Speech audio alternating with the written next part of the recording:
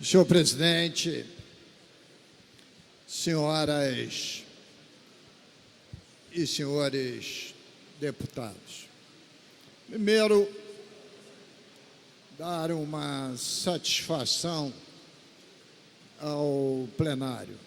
Ontem, a pedido do presidente da Casa, deputado André Siciliano, estive em Brasília para representar o Parlamento Fluminense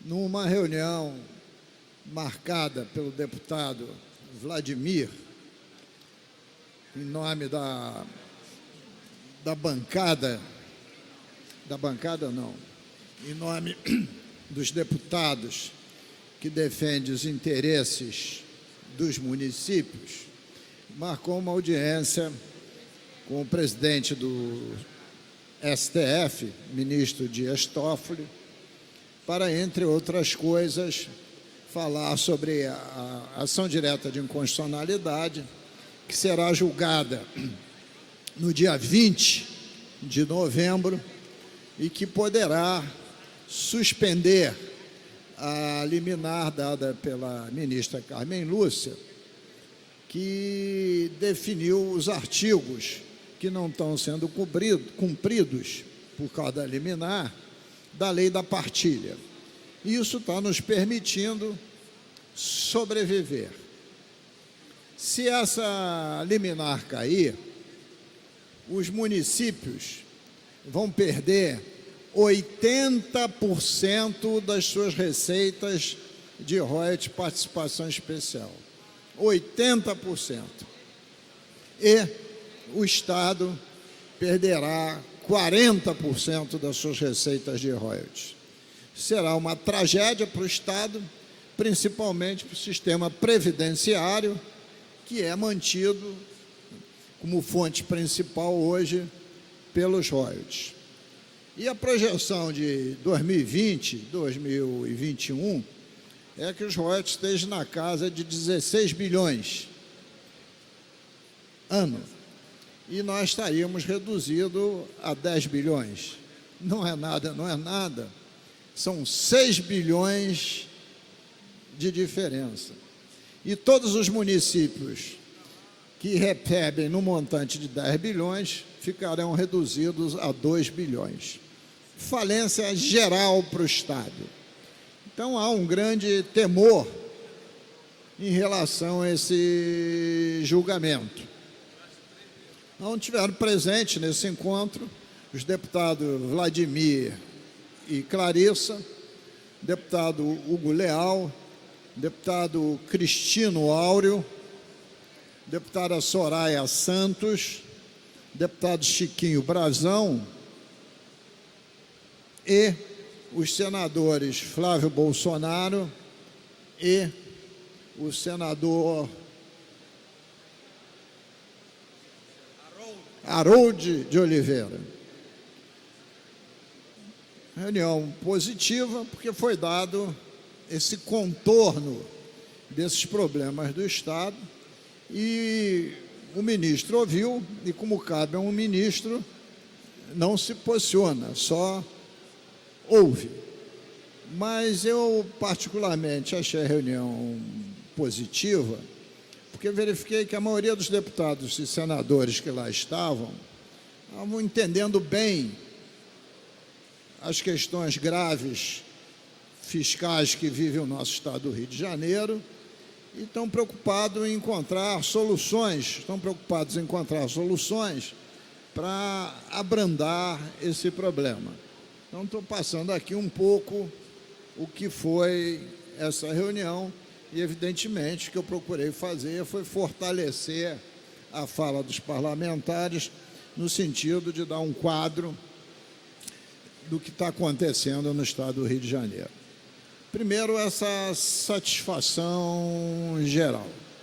Segundo, já não mais em declaração de voto, questão de um tema que está me preocupando e fui contestado aqui em plenário. Eu não acho que a política seja fla-flu. Eu não acho que a política seja sim ou não. Eu não acho que a política seja isso ou aquilo. E é o que tem acontecido nos últimos tempos no nosso país. Ou você tem posições radicais, atrasadas, de direita, ou você tem posições radicais de esquerda.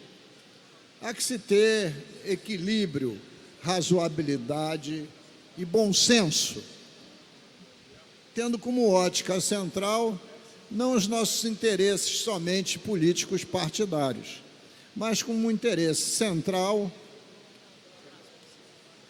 a coletividade, as políticas públicas necessárias para a população brasileira e para a população fluminense. É inegável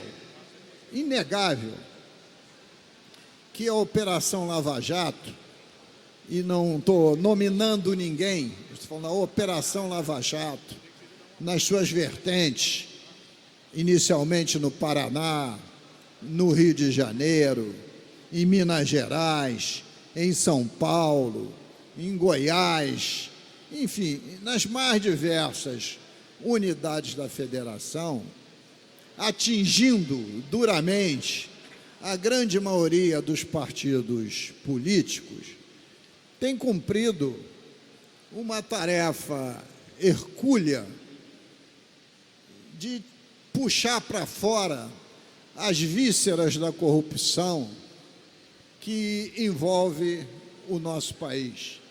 Estou falando no presente, envolve, e não no passado, envolveu.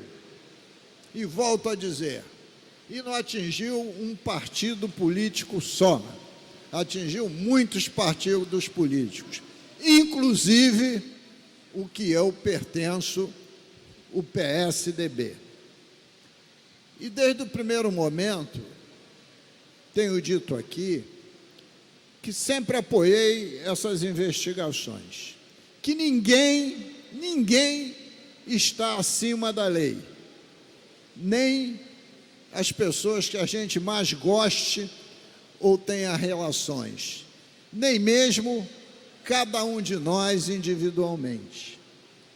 Vazamento, delações premiadas, todos já foram, de alguma forma, injustamente atingidos. Agora mesmo, né, aqui no Rio de Janeiro, teve o vazamento daqueles assessores de parlamentares que tiveram suas vidas bancárias levantadas pelo COAF. Um vazamento, porque o COAF opera com sigilo, e o sigilo deveria ter sido mantido. Então, excessos e erros vêm acontecendo. É inegável que excessos e erros vêm acontecendo. Mas, mesmo com excessos e erros, a questão central é que nunca, pelo menos da nova república para cá, a corrupção foi tão duramente atingida nesse país.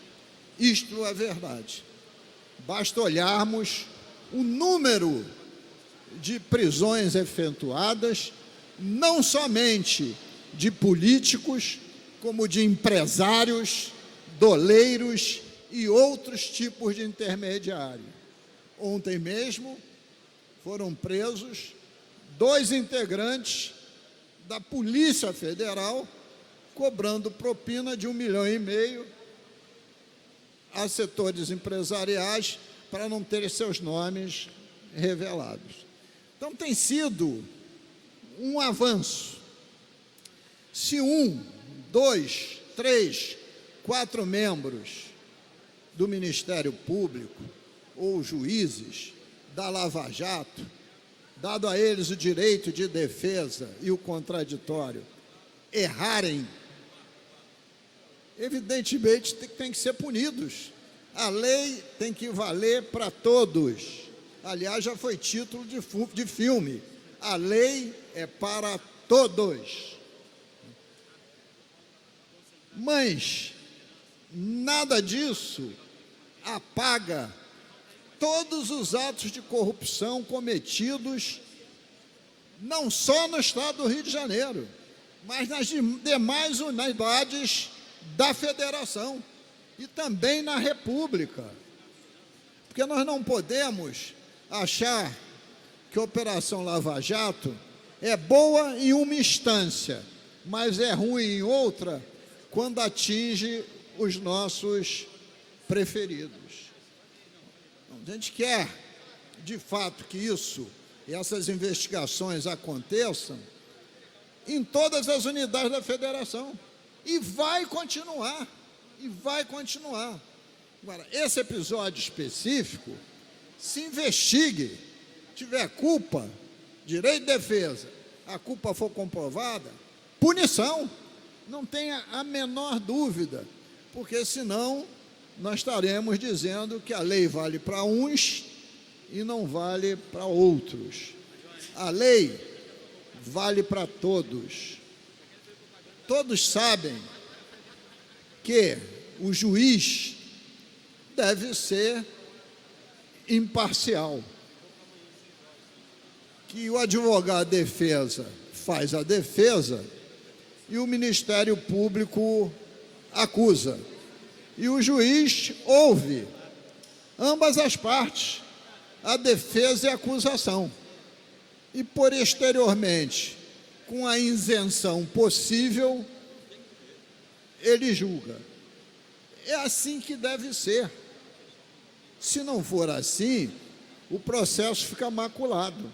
Mas há necessidade de se verificar a verdade dos fatos. O que não pode também é no Congresso Nacional ter alguns membros ditos de esquerda se aliando ao Centrão para dizer que a Operação Lava Jato fica desmoralizada. Tem que dizer que os culpados têm que ser punidos, mas não desmoralizar o conjunto das ações. Ou alguém tem dúvida que algum desses criminosos que estão presos roubaram milhões e milhões de reais, as contas no exterior, os arreglos na Petrobras, os arreglos com diversas empresas aqui no estado do Rio de Janeiro, enfim, está tudo muito fortemente comprovado. E acabar com essa história de fla-flu. Você tem que estar de um lado ou do outro, com uma razão não fosse o norte que nós deveríamos seguir.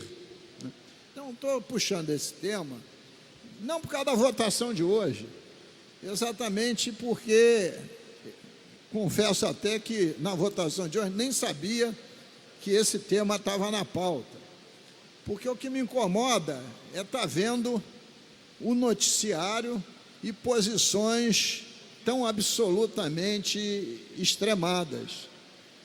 Jornalismo de investigação sempre existiu, e é bom que exista mesmo,